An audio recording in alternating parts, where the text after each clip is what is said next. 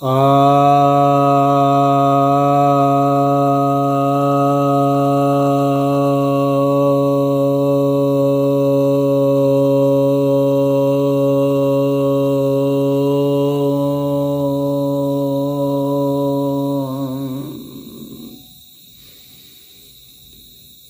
भक्तजनों को सप्रेम नमन।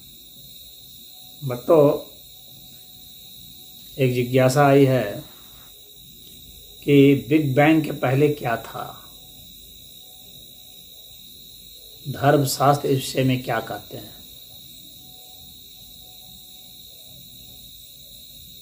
विज्ञान क्या कहता है।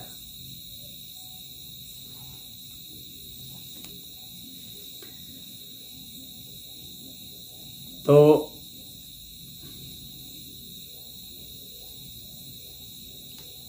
सामान्यतः हम लोग बिग बैंग की ऐसी कल्पना करते हैं कि जैसे ये कोई आकाश है, यहाँ कोई धमाका हो गया,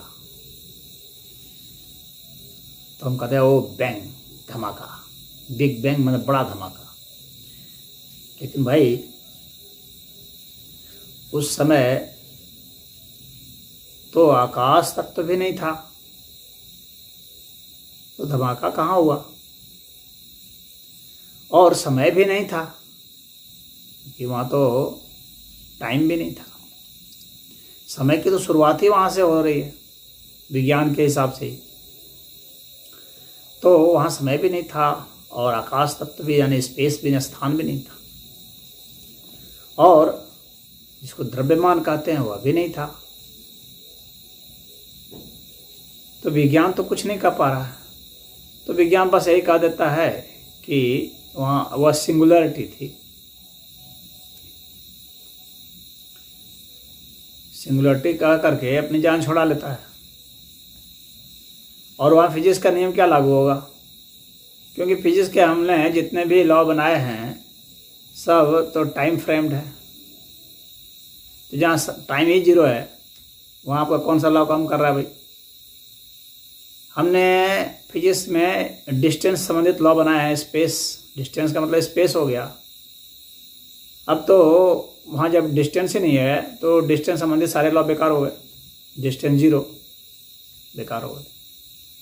उसके बाद जो हम लोगों ने नियम बनाए हैं वो द्रव्यमान के बनाए हैं, मास के बनाए हैं, मास भी जीरो, तो फिजिक्स भी जीरो हो गया।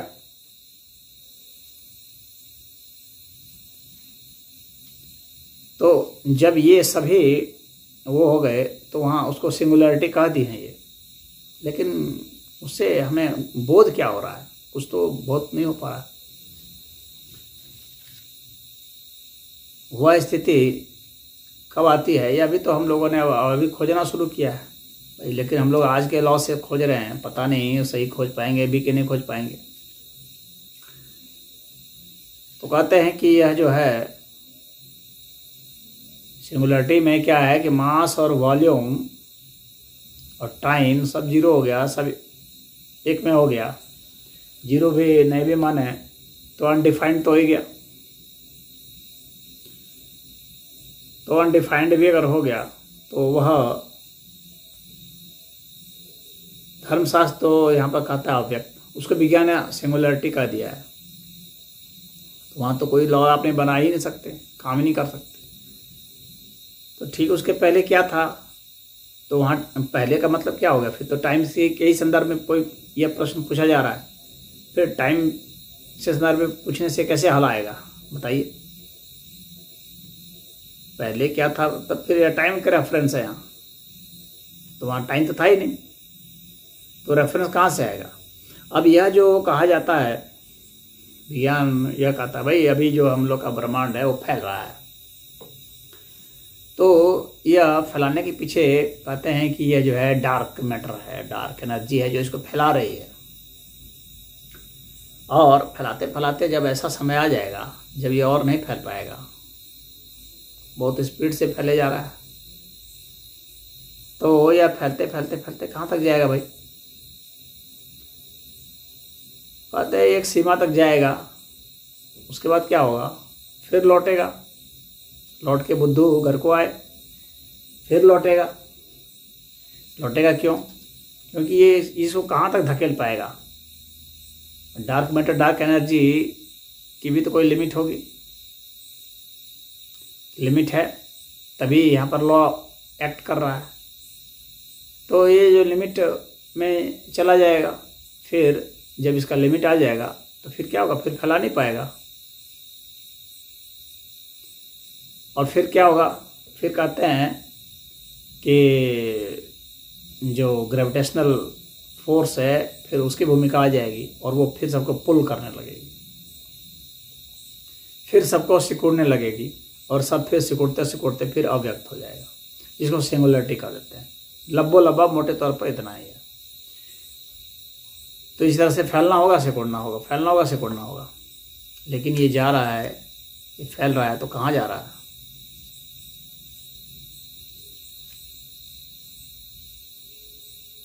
तो यह जो दृष्टांत देते हैं बैलून वाला कि भाई बैलून की तरफ फैल रहा है, भाई बैलून भी तो एक स्पेस में फैल रहा है, स्पेस तो था ही नहीं। स्पेस कैसे बना? स्पेस कैसे बना जहाँ ये फैल रहा है? तो ये साथ ही साथ स्पेस भी बनाता जाता है। तो ये मैटर जो है वो स्पेस भी बनाता जाता है और टाइम भी बनाता जाता है। इसमें ये स्पेस और टाइम और मैटर जो है इसी के अंदर इनहेरेंट है, यानी इसमें विद्यमान ही विद्यमान है। वो स्पेस बनाता जाता है, कहाँ तक बनाएगा? और जहाँ तक ये बनाता है उसके बाद, जैसे मान लीजिए अभी वह नहीं गया है तो वहाँ पर क्या है? मान लीजिए कि यह यहाँ तक आया तो यहाँ के बाद इधर क्या है? और अभी मान लीजिए ब्रह्मांड फैलते फैलते यहाँ तक आया तो यहाँ के बाद फिर क्या है? एक प्रश्न उठेगा ना।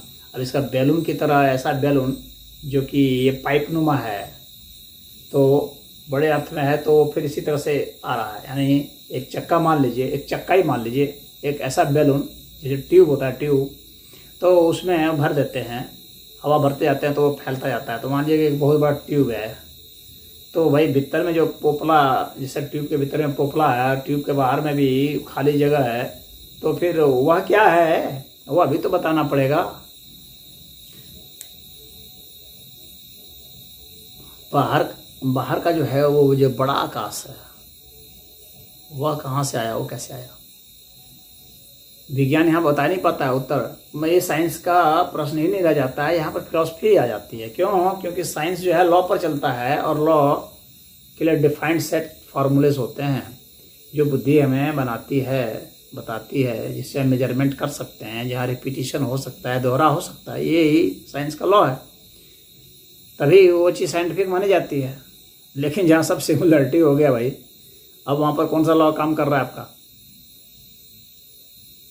तो बस वहाँ पर बस सिर्फ इतना है कि अब वो ग्रेविटी, वो ग्रेविटेशनल पुल कहाँ से आया, ग्रेविटी कहाँ से आई, वो डार्क मैटर कहाँ से आया, उसके पीछे कौन सा लॉ काम कर रहा है, उस ग्रेविटी के पीछे कौन सा लॉ काम कर रहा है जिसके तहत ग्रेविटी सबको पुल कर रही है, उसके पीछे भी कोई लॉ है, वो अभी तो खोजना है। आपने ग्रेविटी जो एक्ट करती है वो तो खोजते हैं, लेकिन ग्रेविटी जिसके वजह से एक्ट कर रही है उसको भी तो कोई खोजना होगा, उसके पीछे भी तो लॉ होगा। डार्क मैटर जो कर रहा है तो वो आपने कर लिया, लेकिन डार्क मैटर भी जो कर रहा है, डार्क एनर्जी भी जो कर रही है, उसके पीछे भी तो कुछ लॉ है जिसकी वजह से वो ऐसा कर पा रही। वह लॉ फिर क्या है? तो यह है, इतना सरल मामला नहीं है, बहुत कड़ा मामला। अब आते हैं धर्मशास्त्र की बात करते हैं। विज्ञान जहाँ अब नहीं सोच पाता है वहाँ से ही विज्ञान भी फिलोसफिकल हो जाता है, वहाँ हाइपोथेसिस फिर हो जाती है, थ्योरी नहीं रह जाती है। तो जहाँ हाइपोथेसिस हो गई तो वह फिर पूरा साइंस रहा नहीं, तो वह एक इंटेलिजेंट गेसवर्क हुआ और ऑब्जर्वेशन के आधार पर ही हुआ, तो वो हाइपोथेसिस हो गई। हाइपोथेसिस ही जब प्रूव्ड हो जाती है तो थ्योरी हो जाती है। जब वो साइंटिफिक फार्मूले में आ जाती है तो ऐसा ऑब्जर्वेशन और ऐसी टेस्टिंग जो उसको फार्मूले में ला दे तो उसको ही थ्योरी हम लोग बोल देते हैं। लेकिन यह जो हाइपोथेसिस है, इसके पीछे जो सारा आधार है वो इसी साइंस का ही है। हाइपोथेसिस भी, जो हम इमेजिनेशन भी करते हैं, कल्पना करते हैं, तो वो इसके आधार पर ही कर लेते हैं। उसमें कुछ ऑब्जर्वेशन भी हो सकते हैं, होते हैं, लेकिन ऑब्जर्वेशन भी क्या होता है, इन इंद्रियों से करते हैं। इन इंद्रियों की जो क्रिया शक्ति है वह भी तो इसी भौतिक जगत की है, जो हम इन इंद्रियों से इमेजिनेशन करते हैं। क्योंकि हम जो ऑब्जर्वेशन करेंगे इन इंद्रियों से ही करेंगे, आँख से, कान से, नाक से, मुंह से, गंध से, त्वचा से, इन्हीं सब से करेंगे। तो जो मशीनें भी हम लोगों ने बनाई हैं तो इसी सेंस के आधार पर ही बनाई है, तो उनके जरिए भी जो हम सिमुलेशन करेंगे तो वह भी ऐसी इसी को रिफ्लेक्ट करेगा। यानी साइंस जो है वहाँ भी अपना रोल प्ले कर रहा है। तो हाइपोथेसिस जो है इसी के आधार पर होगा। और जहाँ साइंस का लॉ ही अब काम नहीं कर रहा है, सब 0-0 हो गया, तो अब क्या करोगे भाई? हर चीज़ अब 0-0 हो गया तो अब क्या करोगे? अब तो कोई मैथमेटिक्स चलेगा नहीं, कोई परमुटेशन कॉम्बिनेशन तो चलेगा नहीं, कोई इंटीग्रेशन चलेगा नहीं, कोई डिफ्रेंशिएशन चलेगा नहीं। तो इंटीग्रेशन डिफ्रेंशिएशन का सारे लॉ जो है वहाँ पर रद्द हो गए। तो वहाँ हाइपोथेसिस भी काम करनी है, क्योंकि हाइपोथेसिस भी हम माइंड से करेंगे। माइंड जो इसी का फंक्शन है, इसी भौतिक जगत का फंक्शन है। और भौतिक जगत जो है पहले से ही वहाँ पर 0 हो चुका है। तो इसका मतलब है कि कोई भी जो कल्पना होगी उसके जरिए जो भी हमारा रिफ्लेक्शन होगा, जो भी आउटपुट होगा उसका, वो इसी के तहत होगा। जाहिर सी बात है, ये फिर वहाँ वर्क नहीं करना। तो इस तरह से वहाँ पर हमारा कोई कार्य नहीं हो पाएगा, कोई फार्मूला हम बना नहीं पाएंगे। अब धर्मशास्त्र पर आते हैं। धर्मशास्त्र जो है इसी बात को कहता आया है। वो कहता है कि जिसको भी हम लोग कहते हैं ना कि वो सिंगुलरिटी, उसको धर्मशास्त्र ने अव्यक्त कर दिया। और उसको सनातन धर्म की बात मैं कर रहा हूँ, और बाकी धर्म तो वो तो यहाँ तक नहीं जा पाते हैं। वो तो बस कल्पना है, लोग है कि एक स्वर्ग है, एक नरक है, ये करोगे, ईमान लाओगे तो वहाँ तुमको लेकर डाल देंगे, वहाँ तुम खाओगे, पियोगे, सेक्स करोगे। बस यही है धर्मशास्त्र। इस तरह का कचरा उनका धर्मशास्त्र है, उससे कुछ भी निकलने जाने वाला है नहीं। लेकिन सनातन धर्म के शास्त्र कहते हैं कि ये पूरा अस्तित्व जो है वह अव्यक्त हो जाता है। अव्यक्त अर्थात हमारी इंद्रियों के द्वारा वो महसूस नहीं हो सकता, और उसकी अपनी जो है लोकेशन भी नहीं रह जाती है। स्थान जो है वह नहीं रहता, लोकेशन है ही नहीं। जब स्थान ही वहाँ पर 0 हो लिया एक तरह से, तो लोकेशन कहाँ फिर तो हम उसको लोकेशन नहीं कर सकते। पदार्थ भी एक तरह से शून्य, तो अव्यक्त स्थिति में वैसे ही कहा जाता है। तो वैसे अव्यक्त स्थिति है कि वो टेंडिंग टू 0 है। 0 तो नहीं है, टेंडिंग टू 0 है। तो वह जो है जो लगभग 0 है, उसके विषय में अब कोई गैस वर्क नहीं चलेगा। तो सनातन धर्म इस बात को कहता है कि तुम इन इंद्रियों से तो उसे बस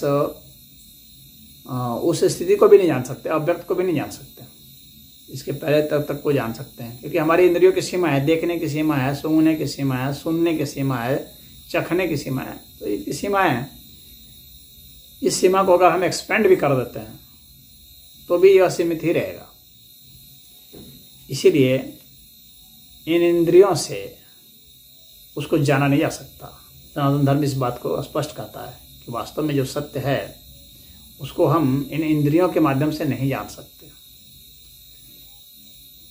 तो फिर क्या उसे हम जान सकते हैं? तो ज्ञान को ज्ञान से ही जाना जा सकता है। वह ज्ञान ही जानता है और ज्ञान को ही जानता है, और वह सदैव किससे होता है? वह ईश्वर कृपा से ही होता है। अब यहाँ ईश्वर की भूमिका आ जाती है। अब लोग कहेंगे कि ईश्वर होता ही नहीं, ईश्वर को माने क्यों खामखा का? तो ऐसा है कि यहाँ पर जो हम लोग जो एक्सप्लेन नहीं कर पा रहे हैं, विज्ञान एक्सप्लेन नहीं कर पा रहा है, कहाँ से ये उत्पन्न हो जाता है। फिर कैसे आकाश तत्व भाई जब सिमट गया यह, तो उसके बाद फिर क्या रह गया? मान लीजिए कोई चीज़ सिमटते सिमटते समाप्त हो गई इधर, उसके बाद भी क्या रह गया? वो खालीपन तो रह गया ना, वो स्पेस सिमट गया। लेकिन वह जो स्पेस है, वह स्पेस भी किसी स्पेस में था। यह सनातन धर्म का था। वह स्पेस जिसको हम कहते हैं कि सिमट गया, वह स्पेस जिसका हम डिस्टेंस विस्टेंस नापते हैं, उस अर्थ में मेजरमेंट करते हैं, वह स्पेस भी एक बड़े आकाश में था। उसको महाकाश कहा गया है।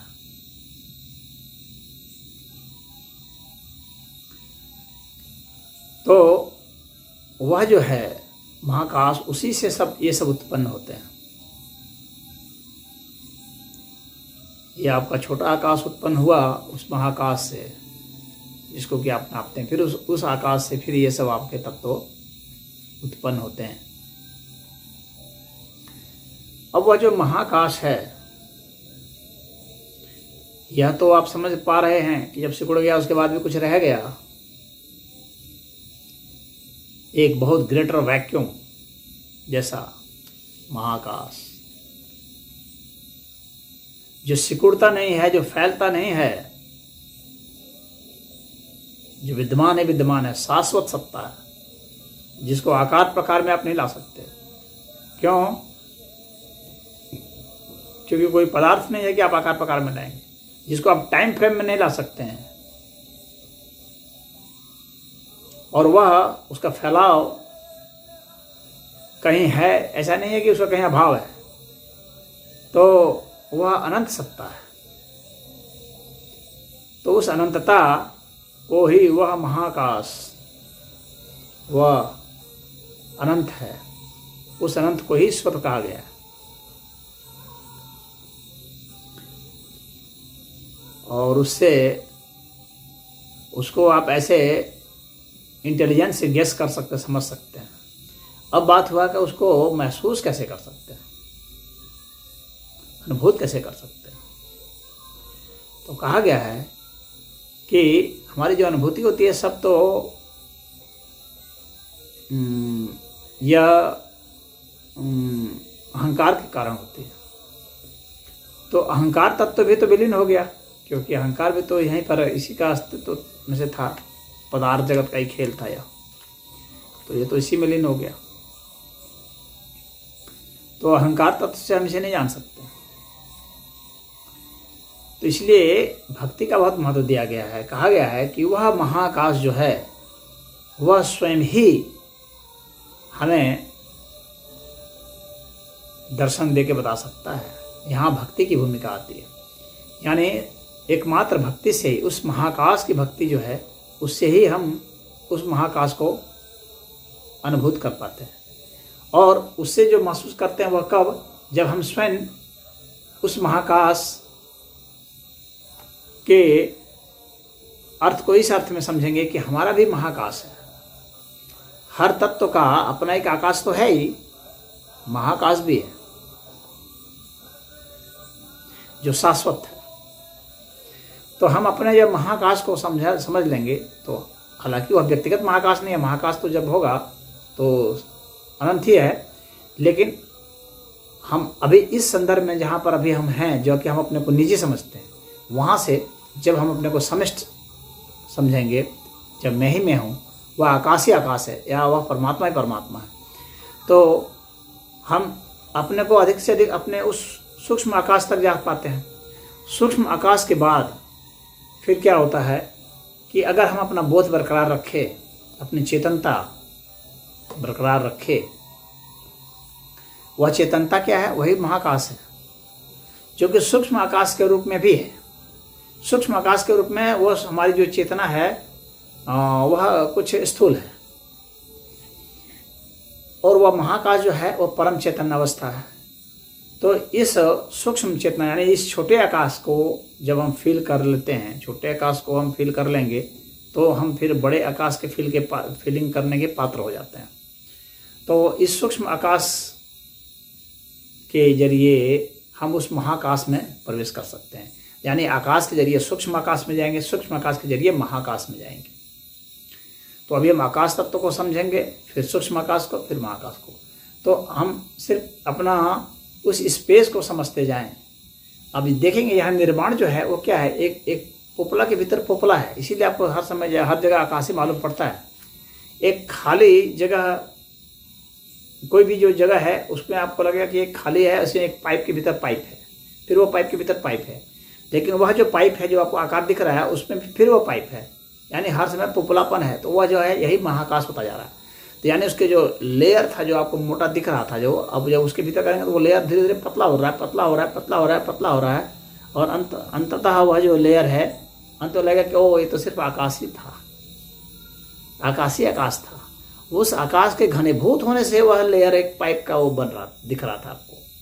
यानी वह जो पाइप का जो लेयर है वह जो आकाशी है, वो भी पोपला ही है, लेकिन वह पोपलापन घनीभूत हो चुका है वहां पर, इसलिए वह आपको दिखता है कि यह ठोस आकार है। वह आपको महसूस हो जाए, इसके लिए ही ध्यान विधि है। हमारा माइंड क्या है, वह एक सूक्ष्म आकाश, उसके भीतर भी और अति सूक्ष्म आकाश मौजूद है। यानी आकाश तत्व के भीतर भी आकाश तत्व है, जो हम सामान्यतः जो सबको लगता है कि ये आकाश निराकार, निराकार नहीं, इसमें भी तो बहुत सारे तत्व हैं। उसके भीतर भी फिर एक आकाश है और आकाश है। इस तरह से आकाश के भीतर आकाश है, वह आदि आप महसूस कर सकते हैं, और वह ध्यान में ही महसूस होता है। और ध्यान जब आप करेंगे तो आप सूक्ष्म आकाश से सूक्ष्म आकाश में चले जाएंगे। लेकिन महाकाश जब आप वहां पर पहुंच जाते हैं तो महाकाश अपने आप को ही प्रकट कर देता है। यही हमारा शास्त्र कहता आ रहा है, उसने प्रकट कर दिया है। उसमें हमारा सामर्थ्य नहीं है, हम अपने सामर्थ्य से उसे महाकाश को नहीं ला सकते। महाकाश स्वयं चूंकि प्रकट होता है तो महाकाश स्वयं ही व्यक्त होता है। तो जब हम उस स्थिति तक चलेंगे तो फिर हम स्वयं कैसे महाकाश है ये हमें पता चल जाता है। तो हम वास्तव में अपने सामर्थ्य नहीं लाते, बल्कि वह महाकाश हमारे में अभिव्यक्त हो जाता है। तो ये दर्शन शास्त्र है, ये काफ़ी गूढ़ है और ये कंट्राडिक्टरी भी मालूम पड़ता है। जैसे क्वांटम फिजिक्स भी कंट्राडिक्टरी मालूम पड़ता है कई महीने में, एक साथ यहाँ भी उपस्थित है वहाँ भी उपस्थित है, कंट्राडिक्टरी मालूम पड़ता है। उसी तरह से ये दर्शन शास्त्र, ये टॉप जो वेदांत की फिलॉसफी है, ये भी ऐसे ही मालूम पड़ती है। तो यहाँ जो प्रश्न है आपका, मैं समझता हूँ समाधान हो गया। जितना बोलने में बताया जा सकता था वो बता दिया गया है। ओम।